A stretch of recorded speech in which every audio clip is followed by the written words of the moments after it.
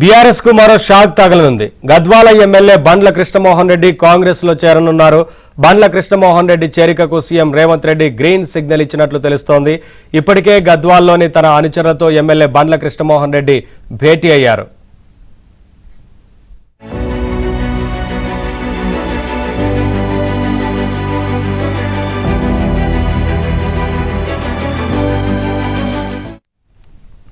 ఇప్పటికే Gadwal ZP chairman Savitha ముఖ్యమంత్రి రేవంత్ తో సమావేశమయ్యారు. బండ్ల కృష్ణమోహన్ రెడ్డి చేరికను సవిత అనుచరులు తీవ్రంగా వ్యతిరేకిస్తున్నారు.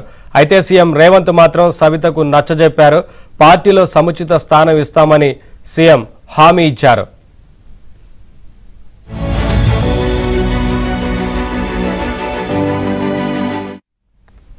అప్డేట్స్ మా కరెస్పాండెంట్ సిద్ధార్థ అందిస్తారు. సిద్ధార్థ, వరుసగా బీఆర్ఎస్ నేతలందరూ కూడా కాంగ్రెస్ పార్టీలో చేరుతా ఉన్నారు. తాజాగా గద్వాల్కు సంబంధించిన ఎమ్మెల్యే కూడా పార్టీలో చేరుతున్నట్లు తెలుస్తోంది. ఏంటి వివరాలు? ఇంకా ఎంతమంది చేరేందుకు అవకాశం ఉంటుంది? పెద్ద ఎత్తున ఆపరేషన్ ఆకర్షకు తెరదీసింది కదా కాంగ్రెస్. Thank you Naveen. నిన్న రాత్రి 6 ఎమ్మెల్సీలు కాంగ్రెస్ పార్టీలో చేరారు. ఇక గద్వాల ఎమ్మెల్యే బండ్ల కృష్ణమోహన్ రెడ్డి కాంగ్రెస్ పార్టీలో చేరుతానంటూ నిన్ననే ఓపెన్ గా స్టేట్మెంట్ ఇచ్చారు. అయితే గద్వాల ఎమ్మెల్యేగా ఉన్నటువంటి బండ్ల కృష్ణమోహన్ రెడ్డిని కాంగ్రెస్ పార్టీలోకి తీసుకోవద్దని అక్కడ ఉన్నటువంటి కాంగ్రెస్ నేతలు కొంతమంది అభ్యంతరం వ్యక్తం చేశారు. అక్కడ కాంగ్రెస్ కార్యకర్తలు నిన్న కొన్ని నిరసనలు కూడా చేశారు. కొంతమంది సెల్ టవర్ ఎక్కి గద్వాల కృష్ణమోహన్ రెడ్డిని కాంగ్రెస్ పార్టీలోకి తీసుకోవద్దు, అధిష్టానం దీనికి సంబంధించి పునరాలోచన చేయాలని కూడా నిరసన వ్యక్తం చేశారు. ఇక నేరుగా సీఎం రేవంత్ రెడ్డి ఈ ఇష్యూను సార్ట్అవుట్ చేయడానికి పూనుకున్నారు. ఈ రోజు అక్కడ ఉన్నటువంటి లోకల్ నేతలను, ముఖ్యంగా గద్వాలకు సంబంధించినటువంటి కీలకమైన నాయకుడు అక్కడ సరదా తిరుపతయ్య మొన్న టికెట్ ఆశించారు. వాళ్ళని పిలిచి ఒకవేళ గద్వాల కృష్ణమోహన్ రెడ్డి కాంగ్రెస్ పార్టీలోకి వచ్చినా మీకు వచ్చే ఇబ్బంది ఏం లేదు, మీకు ఇవ్వాల్సినటువంటి గౌరవం గాని ప్రాధాన్యత గాని ఖచ్చితంగా ఇస్తామని చెప్పినటువంటి నేపథ్యంలో ఇక గద్వాల బండ్ల కృష్ణమోహన్ రెడ్డి కాంగ్రెస్ పార్టీలోకి రావడానికి లైన్ క్లియర్ అయిందని చెప్పుకోవచ్చు. ఇక ఈ రోజు రేపో ఆయన కాంగ్రెస్ పార్టీలో చేరే అవకాశం ఉంది. ఇక మరికొంతమంది ఎమ్మెల్సీలు, మరికొంతమంది ఎమ్మెల్యేలు కూడా కాంగ్రెస్ పార్టీలోకి రానున్నారు. మొత్తానికి 20వ తారీఖు లోపల కాంగ్రెస్ పార్టీ అనుకున్నటువంటి టార్గెట్ ను రీచ్ కావడానికి కసరత్తు చేస్తా ఉంది. ఇటు ఎల్పీని పూర్తిగా విలీనం చేసుకుంటే ఎలాంటి లీగల్ ఇష్యూస్ రావు కాబట్టి దానికి సంబంధించినటువంటి ఫిగర్ ని రీచ్ కావడానికి టార్గెట్ పెట్టుకుంది. మా టార్గెట్ ని తొందరలోనే రీచ్ అవుతామని హస్తం నేతలు చెప్తా ఉన్నారు. Thank you Siddhartha. Kaleshwaram commission chief justice Pinaki Chandra Ghose నేడు హైదరాబాద్ రానున్నారు. రేపటి నుంచి జస్టిస్ పినాకి చంద్రఘోష్ కాళేశ్వరం కమిషన్ విచారణ మొదలుపెట్టనున్నారు. అఫిడవిట్ల పరిశీలన అనంతరం మరోసారి నోటీసులు ఇచ్చే అంశంపై కసరత్తు చేయనుంది కమిషన్. ఈ నెల 19 వరకు విచారణ కొనసాగనుంది. కాళేశ్వరం కమిషన్ కు విజిలెన్స్, ఎన్డీఎస్ఏ ఫైనల్ రిపోర్టు అందుతుందని తెలుస్తోంది.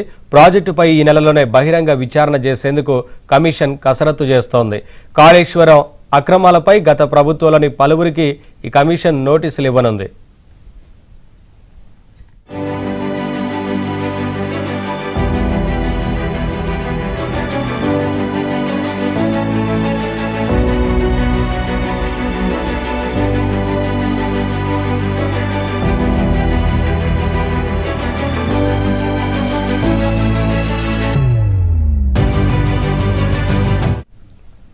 మరింత సమాచారం మా ప్రతినిధి రాజేష్ అందిస్తారు.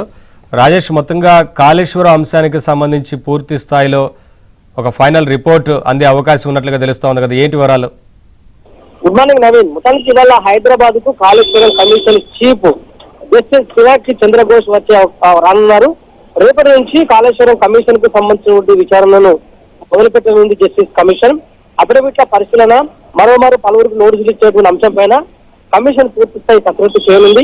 ఈ నెల 19వ తేదీ వరకు విచారణకు సంబంధించిన షెడ్యూల్ ఉండడంతో రేపు ఇవాళ మధ్యాహ్నం తర్వాత హైదరాబాద్ కు రానున్నారు. కాళేశ్వరం కమిషన్ వద్దకు ఇప్పటికే విజిలెన్స్, ఎన్డీఎస్ఏ ఫైనల్ రిపోర్టు అందేటువంటి అవకాశం ఉంది కాబట్టి ఈ నెలలోనే బహిరంగ విచారణ చేయనుంది కమిషన్ దీనిపైన.